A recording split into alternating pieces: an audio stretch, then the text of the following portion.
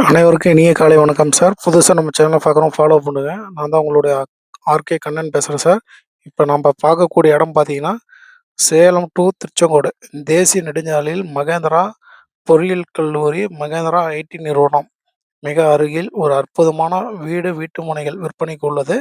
மிகவும் குறைந்த விலையில் விற்பனைக்கு உள்ளது. வங்கி கடன் வசதி 80% பெற்றுத் தரப்படும். இப்ப நம்ம பார்க்கக்கூடிய இடம் பார்த்தீங்கன்னா, மகேந்திரா ஐடி நிறுவனம்.